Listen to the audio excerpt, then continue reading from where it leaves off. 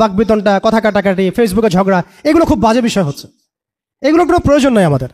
আর কে কি করলো, তারা এটা করলো কিনা, সেটা করলো কিনা, তারা কেন এমন করে না, ওই আলেম কেন এমন করে না, এগুলো ভাবারও আমাদের প্রয়োজন নাই। আমরা দেখবো আমরা কি করতেছি, আমরা দেখবো যে আমরা কি করতেছি, আমাদের কি করা দরকার। এই কাজগুলো যদি ঐক্যবদ্ধ হয়, ইমান, আমল, তাজকিয়া, জামাআ, ইমারা, উলামা কেরামের সোহবত, দাওয়াত এবং জিহাদ, ইনশাআল্লাহ আপনারা অপেক্ষা করতে থাকেন। বাংলার মাটিতেও ইনশাআল্লাহ কালিমা লা ইলাহা ইল্লাল্লাহ মুহাম্মাদুর রাসূলুল্লাহর পতাকা উঠবে ইনশাআল্লাহ।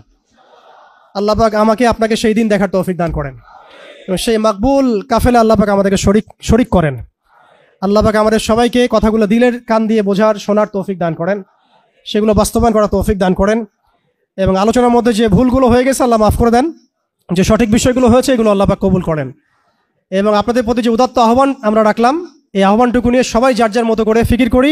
ইনশাআল্লাহ অনতিবিলম্বে বাংলাদেশের মধ্যে এমন কিছু পজিটিভ বিষয় হতে পারে যেটা ইনশাআল্লাহ তাআলা আগামীতে বাংলাদেশের দাওয়াতের ক্ষেত্রে, দিনের ক্ষেত্রে রূপরেখা পরিবর্তন করে দিবে ইনশাআল্লাহ তাআলা। সুবহানাকাল্লাহুম্মা ওয়া বিহামদিক, আশহাদু আল্লা ইলাহা ইল্লা আনতা, আস্তাগফিরুকা ওয়া আতুবু ইলাইক। আসসালামু আলাইকুম ওয়া রাহমাতুল্লাহি ওয়া বারাকাতুহু।